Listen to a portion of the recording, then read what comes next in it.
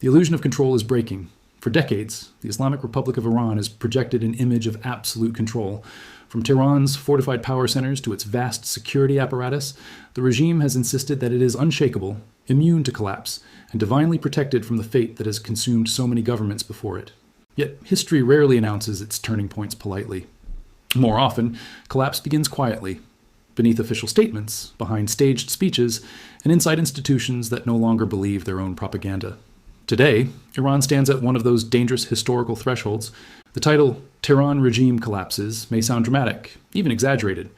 But dramatic language often emerges when reality begins moving faster than official narratives can contain. Iran is not collapsing in a single moment. It is fracturing, politically, economically, socially, and psychologically. The question is no longer whether the system is under stress, but whether its core pillars can survive the pressure now being applied simultaneously from within and without. At the center of this crisis stands Supreme Leader Ayatollah Ali Khamenei, a figure who has ruled not just through ideology, but through fear, patronage, and institutional loyalty.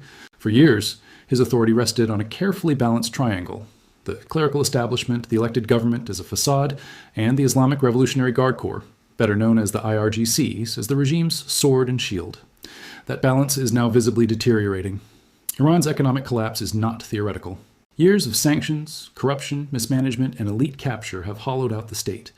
Inflation has devastated purchasing power, unemployment has crushed youth optimism, and basic services have become unreliable even in major cities. For ordinary Iranians, survival has replaced ideology as the primary concern. When people stop fearing the future because the present is already unbearable, regimes lose their most powerful weapon: fear itself. Protests in Iran are no longer isolated or symbolic. They are persistent, decentralized, and increasingly leaderless, making them harder to crush permanently. Unlike earlier protest movements, these uprisings are not anchored to a single grievance. They are fueled by a collective realization that the system itself is the problem. When protests evolve from demands for reform into rejection of legitimacy, regimes enter dangerous territory. The Supreme Leader's response has followed a familiar script: denial, repression, and projection of strength. But each crackdown now carries diminishing returns. Violence no longer restores stability, it accelerates radicalization. Every funeral becomes a rally. Every arrest becomes a symbol. Every internet shutdown confirms guilt rather than control. The regime's tools are still lethal, but they are losing their psychological effectiveness. Behind closed doors, the real crisis is not on the streets, but inside the regime's power structure. Loyalty within authoritarian systems is rarely ideological at its core. It is transactional. Elites remain loyal as long as the system protects their interests and survival. As the Iranian economy contracts and international isolation deepens, those guarantees weaken. Power brokers begin asking a dangerous question: what happens after Khamenei? Succession has always been the Islamic Republic's greatest unresolved threat. Khamenei, unlike Iran's founding leader Ayatollah Khomeini, lacks revolutionary legitimacy. His authority was constructed over time through purges, institutional control, and the elevation of the IRGC, but that very strategy has produced an unintended consequence. The IRGC has grown so powerful that it no longer needs clerical cover to dominate Irania's future. The IRGC is not a conventional military force.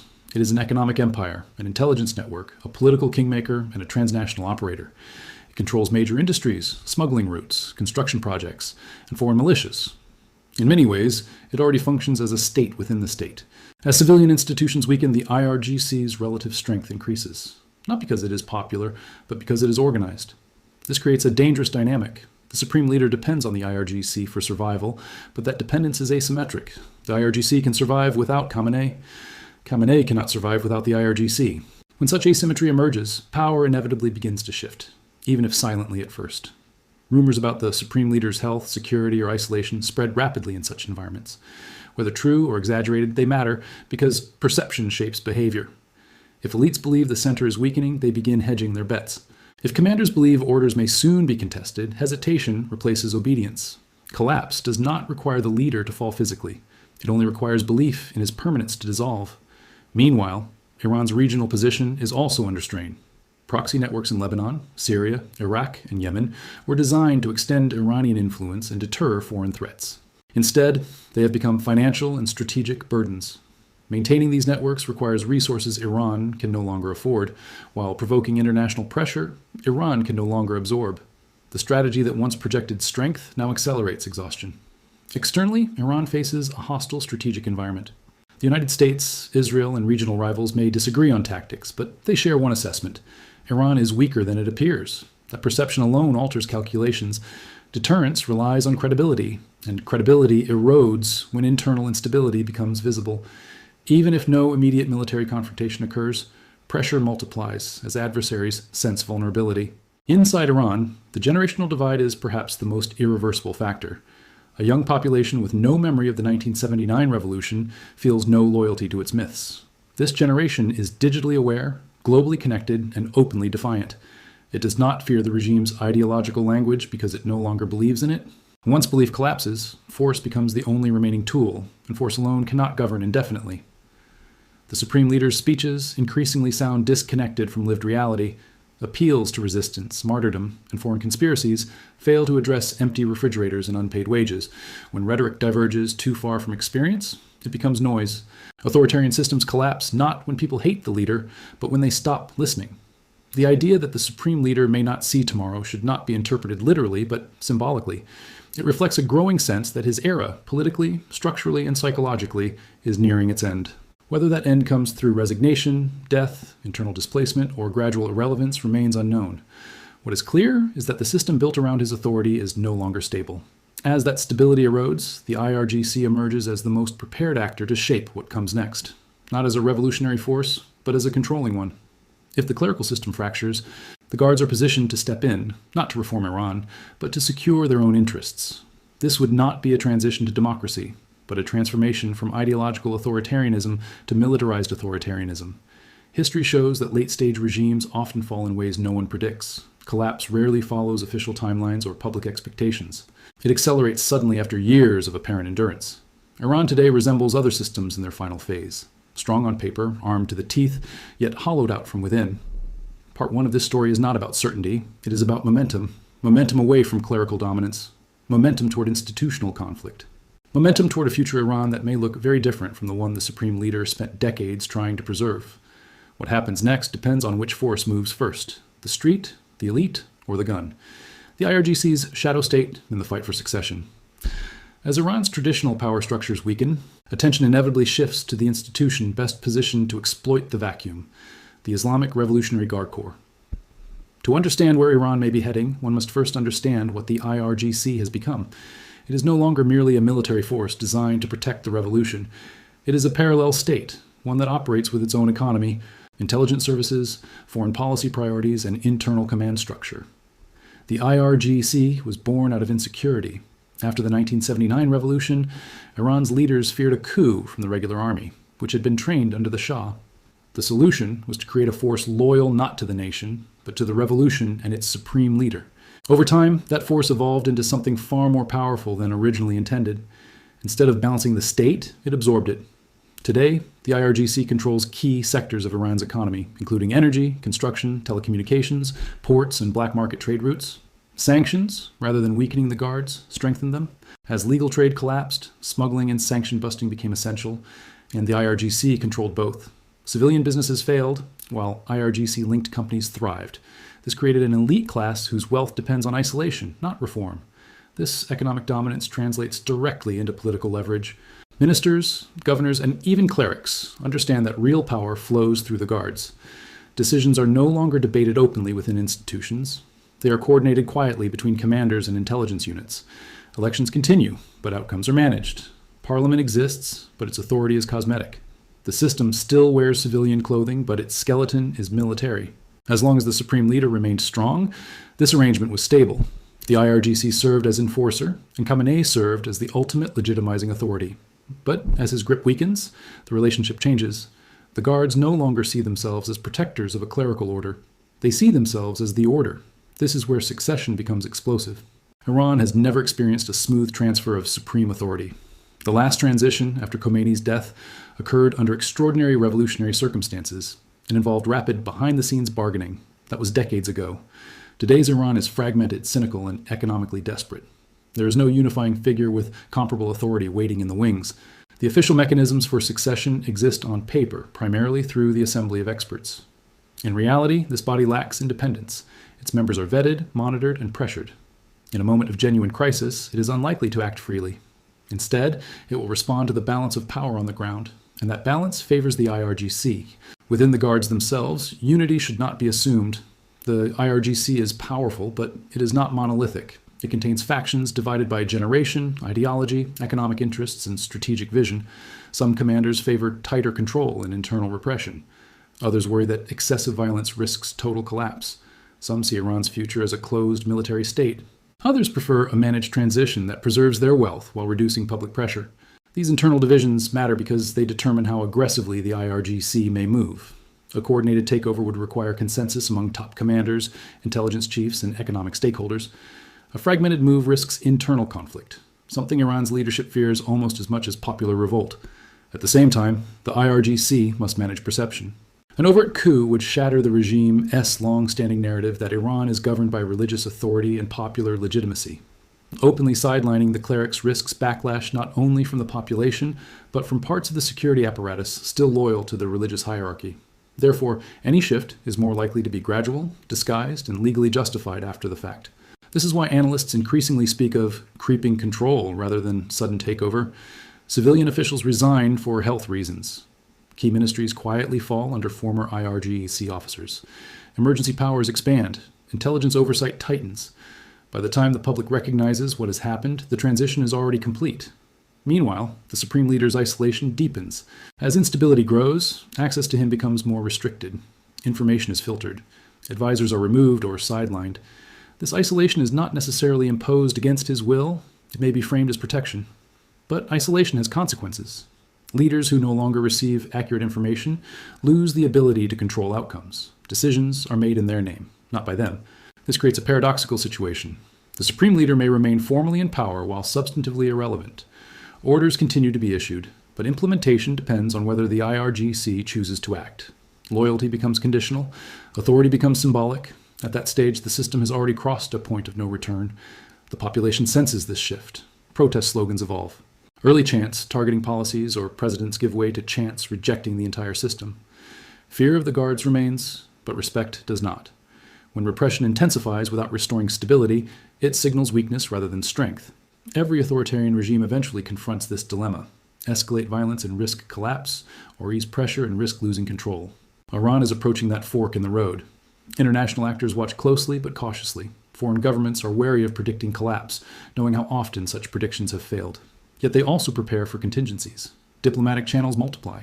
Intelligence assessments are revised.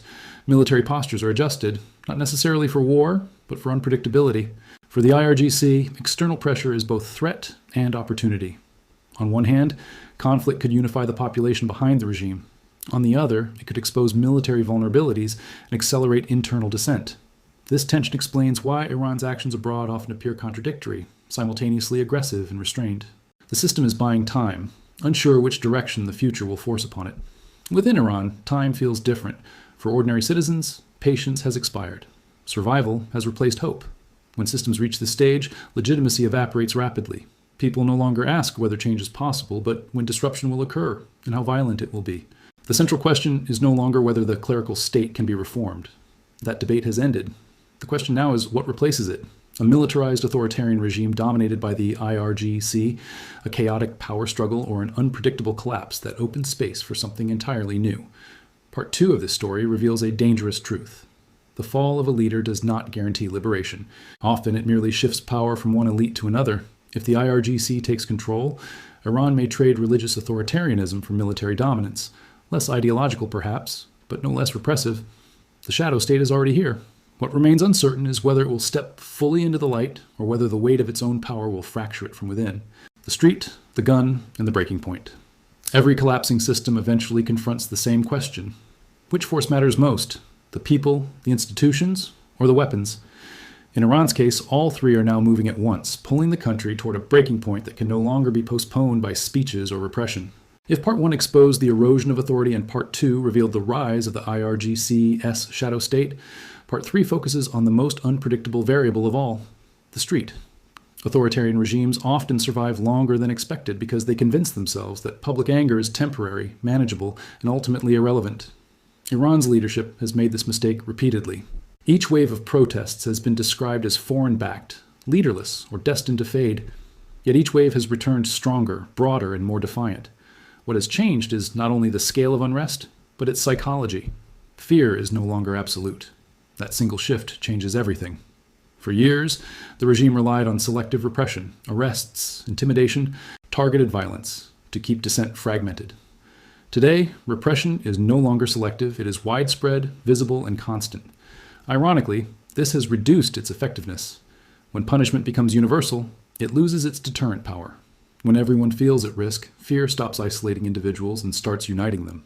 Iran's streets now reflect a society that has crossed a mental threshold. Protesters no longer expect immediate victory. They protest because silence feels worse than danger. This mindset is lethal to authoritarian control. A population that has accepted risk cannot easily be coerced back into obedience. The regime responds with force because it has few alternatives left. Dialogue implies weakness. Reform threatens internal unity. Compromise invites further demands. Violence, therefore, becomes the default response, not because it works, but because it is familiar. Yet every deployment of force carries a cost, especially when those ordered to enforce it begin questioning the outcome. This is where the role of the gun becomes central. The IRGC and affiliated security forces remain capable, organized, and heavily armed. But they're not immune to pressure. Many rank-and-file members come from the same economic conditions as the protesters. Their families face the same inflation, shortages, and frustrations. The regime assumes loyalty based on indoctrination and benefits, but loyalty erodes when the system can no longer deliver stability or honor. Historically, revolutions succeed not when armies are defeated, but when they hesitate. Even a moment of uncertainty within the security apparatus can alter events dramatically. Orders delayed, streets left unsecured, checkpoints abandoned. These moments rarely appear in official reports, but they define turning points. So far, the IRGC leadership has managed to maintain cohesion. Discipline remains strong at the top, but cracks appear lower down. Quiet refusals, slow compliance, selective enforcement. These are not signs of rebellion, but of fatigue. Fatigue is dangerous because it spreads silently. The leadership understands this risk, which is why it increasingly relies on specialized units rather than broad deployments. Intelligence surveillance intensifies. Loyalty screenings expand. Internal monitoring grows more aggressive. The system is no longer just controlling society. It is controlling itself. This inward turn signals stress. Meanwhile, the protesters adapt. Leaderless movements are harder to decapitate. Digital coordination replaces centralized organization. Symbols evolve rapidly. When slogans are banned, new ones emerge overnight. When public spaces are sealed, protests shift to neighborhoods. This adaptability frustrates security planning and drains resources. What makes the current moment especially volatile is the absence of a clear endgame. Protesters do not trust official opposition figures. Exiled groups lack credibility inside the country. No single vision unites the movement beyond rejection of the existing system. This uncertainty terrifies the regime, but it also complicates collapse. Chaos is not inherently liberating. Power vacuums invite force. This is why the IRGC positions itself as the ultimate guarantor of order. Internally, it frames its role as preventing national disintegration. Externally, it presents itself as the only actor capable of controlling Iran's territory, borders, and weapons. This narrative may gain traction if unrest intensifies without producing a coherent alternative. Yet, relying on force alone is a gamble. The more visible the military's dominance becomes, the more legitimacy it sacrifices. People may fear soldiers, but they do not accept them as moral authorities. Over time, military rule produces resistance of its own, sometimes slower but often more determined. The supreme leader's diminishing presence complicates this further. As his authority fades, so does the ideological glue that once justified repression. Orders issued in his name no longer carry the same weight. This forces commanders to take greater personal responsibility for violence, an uncomfortable shift for an institution accustomed to acting under religious cover. International reactions add another layer of pressure. Sanctions tighten. Diplomatic isolation deepens. Human rights documentation accumulates. None of this immediately topples regimes, but it narrows options. Economic pain increases. Exit routes for elites shrink. When leaders feel trapped, they act more aggressively, often accelerating their own downfall. Iran's neighbors prepare for instability. Refugee scenarios are discussed quietly. Border security increases. Regional militias watch closely, unsure whether to remain loyal or hedge their bets. Iran's internal crisis does not remain internal. It radiates outward. At this stage, outcomes diverge sharply depending on a few critical variables. One is time. Prolonged unrest favors the street by exhausting the state. Short, intense crackdowns favor the state by overwhelming resistance. Another is unity. Fragmented protests struggle to sustain momentum. Unified elite defection can end regimes overnight. The third variable is miscalculation. Authoritarian collapses are often triggered by events no one planned, a funeral that becomes a riot, a security error that turns deadly. a leaked recording that shatters trust, a refusal that inspires others. Iran is now in a condition where small sparks can ignite large consequences. The IRGC understands this and seeks to control tempo, tightening pressure, then easing it, testing reactions. But tempo control assumes predictability. Iran's society is no longer predictable. Desperation creates volatility. Volatility defeats planning. For ordinary Iranians, the future feels suspended. They sense that something is ending, but not yet what will replace it. This limbo is exhausting, but it also fuels determination. People who believe they have nothing left to lose are difficult to govern. Part 3 reveals the core tension shaping Iran's trajectory. A population that refuses to return to silence, a military force that cannot rule forever by fear alone, and a leadership structure losing its center of gravity. The system is still standing, but it is no longer stable. Stability requires consent, or at least resignation. Iran has neither. The next phase will not be decided by ideology or speeches. It will be decided by moments of hesitation, defiance, misjudgment, or fracture. When those moments align, history moves quickly. And when it does, even the most powerful institutions discover that control is not the same as legitimacy, and that guns can hold territory, but not the future. The end of an era and the unwritten future of Iran. Every regime believes it will be the exception to history. Every ruling elite convinces itself that collapse happens elsewhere, to others, under different conditions. Yet history is remarkably consistent in one regard. When legitimacy collapses, power fragments, and once fragmentation begins, control becomes temporary at best. Iran has now entered this irreversible phase. The Islamic Republic was built on a fusion of ideology and authority. Religion provided moral justification, while force ensured obedience. For decades, this combination worked because it was reinforced by revolutionary memory, economic redistribution, and regional ambition. Today, each of those pillars has eroded. The ideology no longer inspires. The economy no longer sustains. And regional power no longer compensates for domestic decay. The supreme leader's era is ending, not necessarily with an announcement, not necessarily with a dramatic event, but through a gradual hollowing out of relevance. Power still flows through his office on paper, but real decisions increasingly bypass it. This is how systems die, not loudly, but quietly, as authority drains away unnoticed until it is suddenly gone. What follows the end of a dominant leader is rarely clarity. More often, it is struggle. The IRGC stands at the center of this struggle. It is the strongest institution left, but strength alone does not guarantee durability. Militarized systems can seize control, but they struggle to govern societies that have already rejected authoritarianism in principle. If the guards step fully into power, they inherit not only the state, but its failures, economic collapse, public rage, and international isolation. This is the paradox confronting Iran's power brokers. To save the system, they must change it, but changing it risks destroying the privileges that keep elites loyal. Reform threatens control. Repression accelerates collapse. Every option carries danger. For the population, the future remains uncertain, but one thing is clear. The old social contract is dead. Iranians no longer believe that obedience will be rewarded with stability. They no longer trust promises of reform. They no longer accept ideological justifications for suffering. Once that belief system collapses, it cannot be restored through force. This does not mean Iran's path will be peaceful. History warns otherwise. Power vacuums invite confrontation. Competing factions maneuver. External actors interfere. Revolutions do not guarantee freedom. They merely create the possibility of change. Whether that possibility becomes progress or tragedy depends on choices yet to be made. One possible future is an IRGC-dominated state. Tightly controlled, heavily surveilled, less religious in tone but more openly authoritarian in structure. Another is prolonged instability. Cycles of protest and repression that grind the country down. A third, more uncertain path involves internal fractures leading to negotiated transition. None of these outcomes are guaranteed. All are plausible. What is no longer plausible is a return to the past. The Islamic Republic cannot rewind time to an era when fear worked, ideology unified, and oil money masked dysfunction. Those conditions no longer exist. Even if the regime survives in name, it will not survive in its original form. Something fundamental has already broken. History shows that regimes often fall not when opposition is strongest, but when elites stop believing in the future of the system they serve. Iran is approaching that moment. Quiet calculations are underway.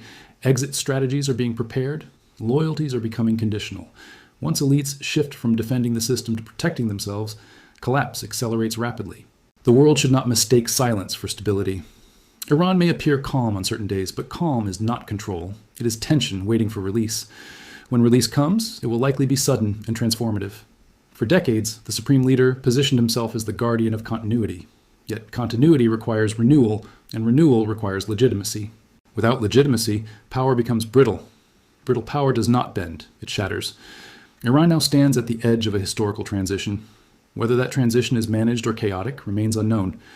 But the direction is clear. The clerical era is ending. The monopoly on truth is broken. Fear has limits. And once those limits are reached, even the most fortified systems discover they are standing on hollow ground. This story is not finished. It is unfolding in real time. The next chapter will not be written by speeches or slogans, but by actions, on the streets, within institutions, and inside the minds of those who still hold weapons and authority. History is watching Iran again, not because it is exceptional, but because it is human. And history never spares those who ignore its warnings. If you found this analysis important and eye-opening, make sure to like this video so more people can understand what is really happening behind the headlines. Subscribe to the channel for deep, uncensored geopolitical breakdowns and historical analysis you won't find in mainstream media. And turn on notifications, because the next chapter of this story may arrive sooner than anyone expects. Thanks for watching.